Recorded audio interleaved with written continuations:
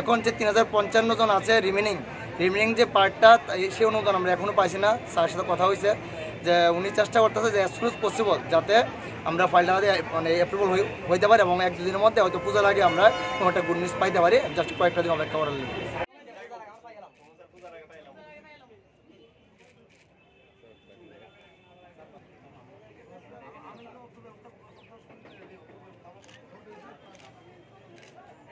অর্থের ব্যাপার আছে, অর্থ দেখবো আমরা গিয়ে, এখানে নিয়ে আসতেই হবে এটাকে, না সব বয়স কম ছেলে ওরা চাকরি বাকরি করবে না কেন?